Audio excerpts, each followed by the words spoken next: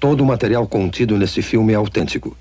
Algumas cenas contêm material explícito e se recomenda supervisão paterna.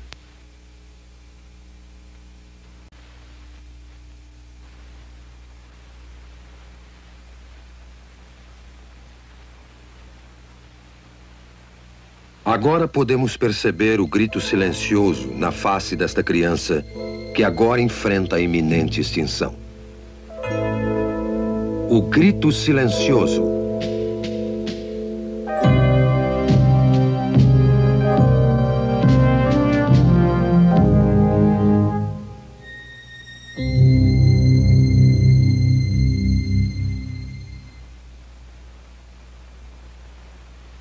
Meu nome é Bernard N. Nathanson. Sou um médico e também obstetra e ginecologista.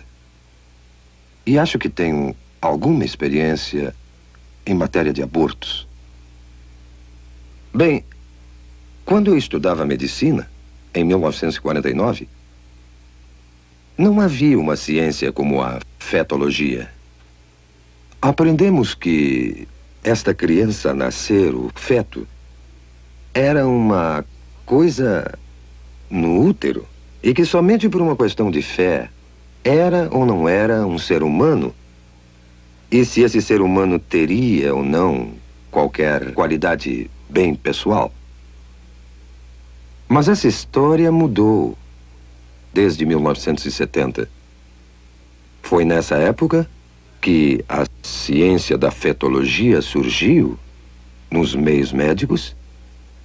Surgiu pela mera apresentação de grandes e novas tecnologias, como a imagem ultrassônica, o monitor eletrônico do coração fetal, fetologia, histeroscopia, teste imunológico e uma série de outras novas tecnologias que hoje constituem, de fato, o corpo da ciência da fetologia. A imagem ultrassônica, que é a imagem do feto em movimento, tornou-se acessível à nossa clínica a partir de 1976. A sala para exames ultrassônicos consiste de uma convencional mesa de exame e do aparelhamento de ultrassom. Essa máquina que vemos aqui. A mulher grávida é colocada na mesa para o exame. O abdômen é devidamente coberto. A ponta do instrumento é colocada sobre o útero. O aparelhamento consiste basicamente de um cristal que emite ondas de som em alta frequência. E um outro aparelho que capta o eco dessas ondas. O eco é então registrado num computador que o transforma em uma série de imagens da criança nascer. E a criança pode ser observada por uma análise linear, que é útil para a gravidez adiantada, ou por uma de setor, que é mais precisa para delinear a criança na fase inicial, como esse caso. A imagem reconstruída pelos moldes do eco é capaz de ser de uma absoluta clareza e é tão detalhada nesse instrumento que as válvulas do coração são observadas abrindo e fechando com as contrações do coração. Mães e pais, pela primeira vez, têm podido ver suas crianças antes do nascimento, com essa espetacular tecnologia. Essas tecnologias, esses aparelhos e máquinas que usamos diariamente, têm nos convencido que, sem dúvida, essa criança a nascer é também outro ser humano, outro membro da humanidade, sem distinção, de maneira alguma, a qualquer um de nós. E pela primeira vez, temos a tecnologia para ver um aborto sob o ponto de vista da vítima. A imagem ultrassônica nos permite ver isso. E assim, pela primeira vez, vamos observar como uma criança vai sendo torturada, desmembrada, desarticulada esmagada e destruída pelos insensíveis instrumentos de aço do aborteiro. O que estamos vendo aqui é uma sequência do desenvolvimento de uma criança no estado pré-natal de vida, desde os primeiros momentos até o fim desta fase. Temos aqui uma criança de 4 semanas, de 8 semanas, de 12 semanas, de 16 semanas, 18 semanas, de 20 semanas e de 28 semanas. Como podem ver, não existe ainda uma mudança dramática na forma ou substância desse ser durante esse desenvolvimento. Essa pequena pessoa, de 12 semanas, é uma criatura, inegavelmente um ser humano. Já tem ondas cerebrais desde 6 semanas, seu coração está funcionando há 8 semanas, e todo o resto das funções humanas são exatamente como as nossas. Agora, esse livro, Obstétrica de Williams, 16ª edição de 1980, é um livro de estudo usado em todas as escolas de medicina nos Estados Unidos. O prefácio desse livro, publicado em 1980, nos diz o seguinte: felizmente entramos numa era que o feto pode ser já considerado e tratado como nosso segundo cliente. Quem poderia sonhar, mesmo há alguns anos, que poderíamos atender um feto como médico? As tradicionais éticas médicas e conceitos nos dizem que não devemos destruir nossos clientes e nós juramos preservar suas vidas. Agora veremos como o aborto age no nosso segundo cliente. Temos então uma criança de 12 semanas no útero, o útero sendo esse músculo em redor da criança. Quando o aborteiro inicia o processo, primeiro coloca esse instrumento, conhecido como espéculo, na vagina da mulher. E em seguida abre a fim de avistar o colo uterino aqui. Tendo avistado o colo, o aborteiro, então, pega esse instrumento, conhecido como tenáculo, firma-o seguramente com o espéculo no colo. Desta maneira, grampeia bem o tenáculo para firmá-lo melhor ao colo do útero.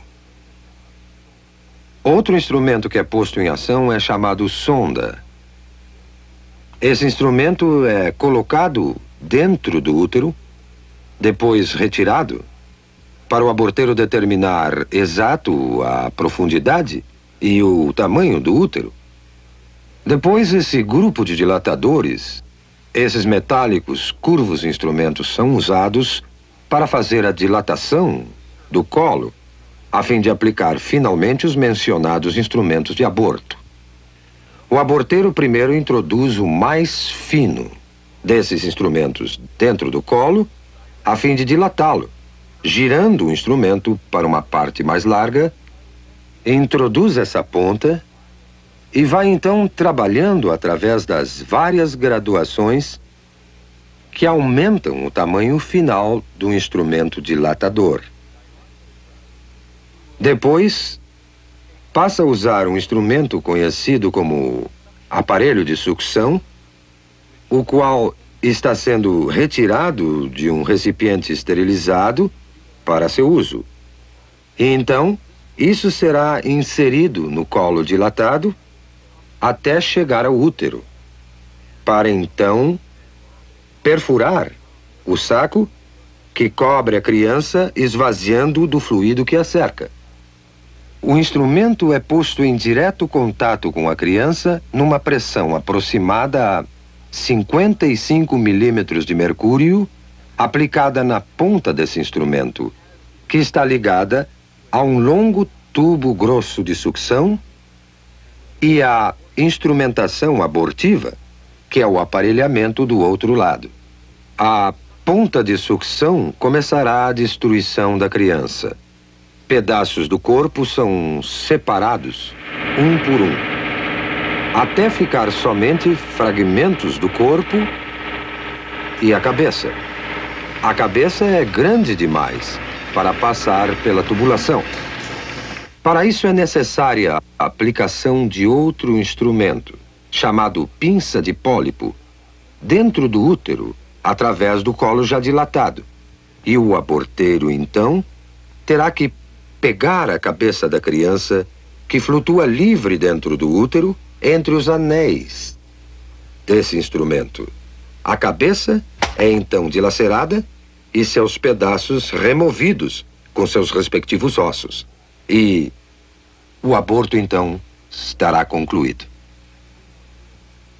Já vimos como uma criança de 12 semanas aparece na tela ultrassônica.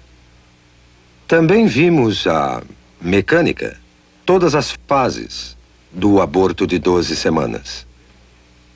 Agora, pela primeira vez, veremos um filme feito com a verdadeira imagem ultrassônica de um aborto de 12 semanas. Não se esqueça que não é um caso fora do comum, um aborto tardio. É um dos 4.000 casos de aborto feitos todos os dias nos Estados Unidos. Esse filme foi feito numa clínica de abortos.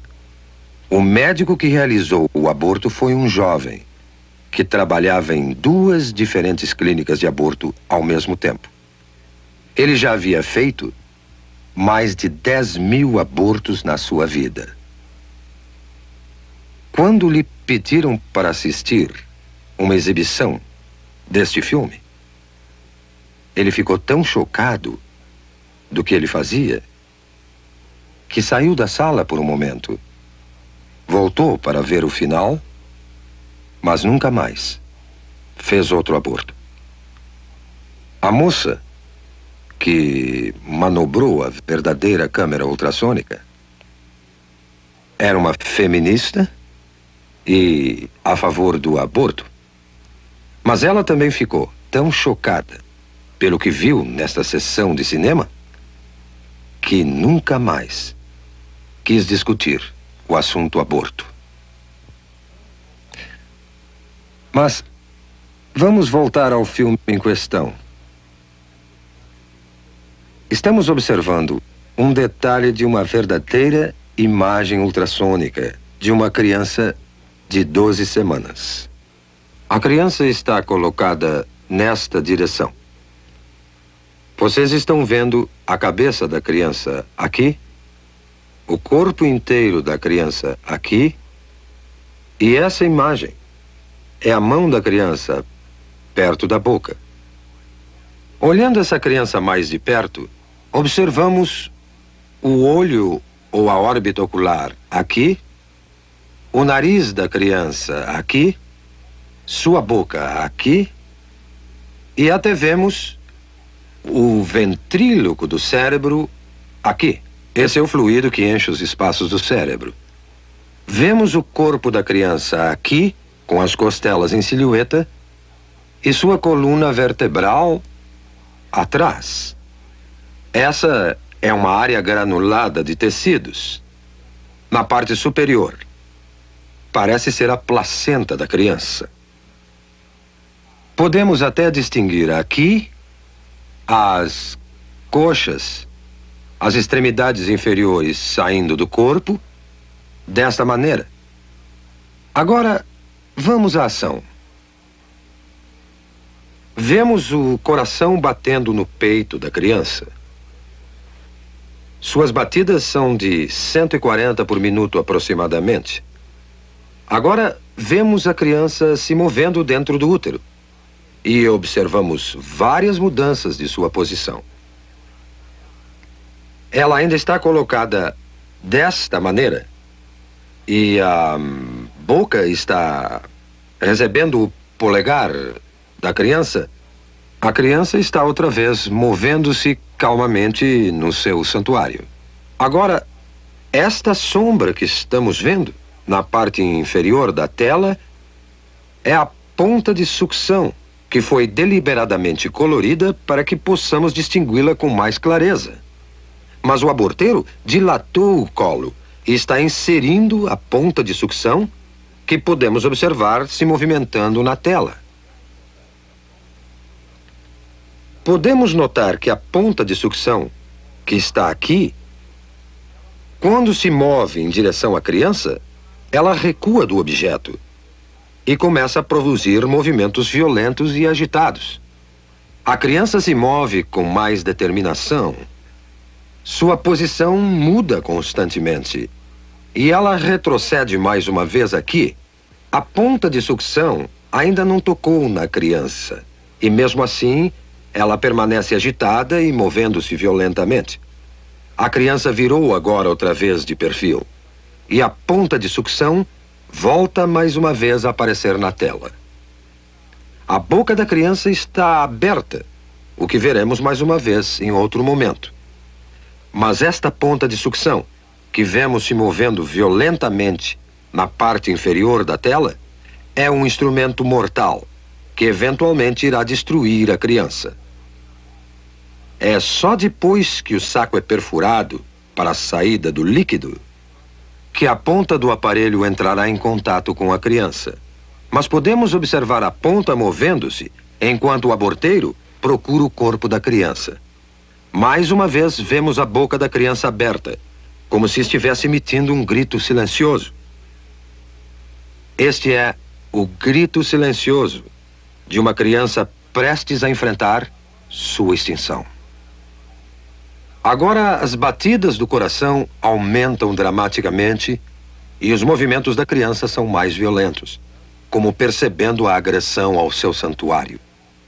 Está se afastando e podemos vê-la movendo-se para a esquerda do útero, numa tentativa patética de escapar aos terríveis instrumentos que o aborteiro usa para extinguir a sua vida. Agora, o coração está visivelmente acelerado. Suas batidas chegam a 200 por minuto. Não há dúvida alguma que a criança percebe o perigo mortal que a espera. A membrana foi perfurada e o fluido escapou. Não se vê mais o reservatório de líquido protegendo a criança. Mas uma vez que o fluido saiu, a ponta do aparelho de sucção se firma no corpo da criança e a criança é puxada para baixo pela ponta de sucção do aborteiro com a pressão negativa aplicada e o corpo está sendo desmembrado sistematicamente e separado da cabeça. A cabeça está nesta direção aqui. Eu estou no momento delineando a cabeça. As partes inferiores já foram destruídas. E vemos a ponta de sucção brilhando de espaço a espaço na tela como uma série de ecos. Enquanto a criança está sendo empurrada de um lado para o outro, enquanto a ponta de sucção está sendo aplicada ao corpo desta maneira e o aborteiro está exercendo sua tração na criança. A cabeça é ainda perceptível aqui. O corpo já não se pode ver. Foi separado da cabeça. O que vemos agora é a cabeça mesmo, que é chamada linha média do eco, e vários fragmentos de ossos. Mas a cabeça, que estou delineando aqui, nessa criança de 12 semanas, é grande demais para sair inteira numa peça de dentro do útero. O aborteiro terá que empregar este instrumento, a pinça de pólipo, numa tentativa de segurar a cabeça. Ele agora tentará dilacerar a cabeça com esse instrumento, dessa maneira, e remover a cabeça aos pedaços de dentro do útero.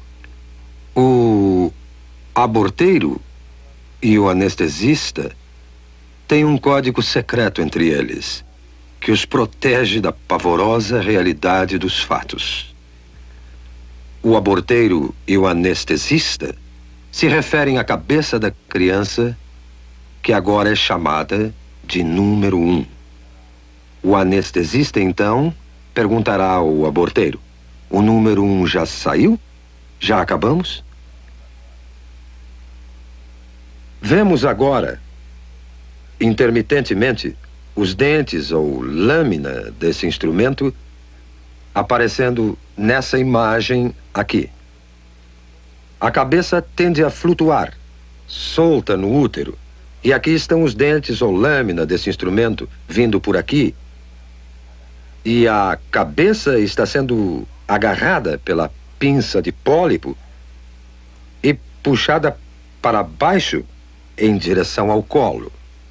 Agora, tudo o que vimos sobrando são simples resíduos, simples fragmentos, pedaços de tecidos que documentam que ali viveu uma vez um indefeso, frágil ser humano. Considerando o impacto do aborto na nossa sociedade, vamos olhar algumas estatísticas do que realmente aconteceu nos últimos 20 anos. Nós temos dados confiáveis indicando que em 1963, bem antes do aborto ser legalizado pela infame decisão Roe versus Wade, eram efetuados aproximadamente 100 mil abortos ilegais anualmente nos Estados Unidos, e muito poucos legais. Em 1973, o primeiro ano que a decisão Roe versus Wade prevaleceu neste país, cerca de 750 mil abortos foram efetuados. E em 1983, o último ano do qual temos completos dados, foram feitos 1,5 milhão de abortos. Agora vamos ver o aborto como indústria. No ano passado, foram efetuados 1,5 milhão de abortos nesse país. E o custo médio de um aborto é de 300 a 400 dólares por operação. Isso criou uma indústria nesse país de uns 5 a 6 milhões de dólares por ano, colocando-o na lista das 500 maiores indústrias do mundo. 90% de todo esse dinheiro vai para o bolso dos médicos e o que sobra no bolso dos empresários que dirigem as clínicas. Tivemos investigações recentes sobre essas clínicas, que se ramificaram no país como cadeias de restaurantes. Sabemos que várias dessas cadeias se encontram na Califórnia, pelo sudoeste e vão até o sudeste dos Estados Unidos. E há alguma evidência agora que cada vez mais essas clínicas estão caindo nas mãos do crime sindicalizado nos Estados Unidos.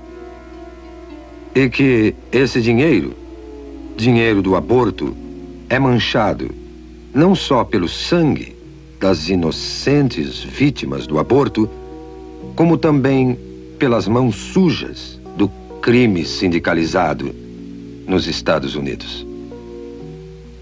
Quando discutimos o aborto, temos que entender que a criança por nascer não é a única vítima. As mulheres são vítimas também, tanto como as crianças o são. Não foi dito às mulheres a verdadeira natureza da criança por nascer. Não lhes foi mostrado os fatos reais sobre o que o aborto realmente é.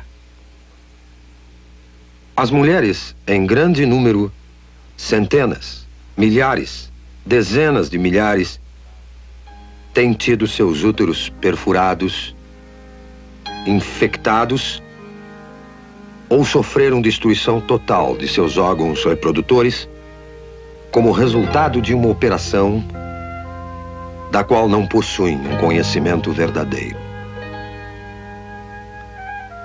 Este filme e outros filmes que virão devem fazer parte da informação geral para o consentimento de qualquer mulher antes de se submeter a um processo desta natureza. Eu acuso a Liga Nacional do Direito ao Aborto. Eu acuso o plano familiar e todos os conspiradores da indústria do aborto de uma consistente conspiração silenciosa que faz a mulher ignorar os verdadeiros fatos sobre o aborto. E desafio a todos que ministram o aborto a mostrar esse autêntico programa filmado, ou um similar a este, a qualquer mulher antes de consentir num aborto. Como veem, acho que entendo um pouco de aborto. Fui um dos fundadores da NARAL em 1969, que é agora a Liga Nacional do Direito ao Aborto. E por um período de 2 anos, fui o diretor da maior clínica de aborto do mundo ocidental. A partir dessa época, passamos a ter uma ciência chamada fetologia, que nos permite o estudo do feto humano. E todo esse conhecimento concluiu, sem exceção, que o feto é um ser humano, igual a qualquer um de nós, e parte integral da comunidade humana. Agora, a destruição de uma vida humana não é solução para o que basicamente é um problema social. E acredito que recorrer a essa violência é admitir que a ciência, e pior ainda, a ética estão empobrecendo. Eu me recuso a acreditar que a humanidade, que chegou até a Lua, não possa criar uma solução melhor do que recorrer à violência. Devemos todos nós, aqui e agora, dedicar todos os nossos esforços para achar uma melhor solução. Uma solução composta de amor e compaixão e um decente respeito pela inegável prioridade da vida humana. Vamos todos, pelo bem da humanidade, aqui e agora, parar esse genocídio.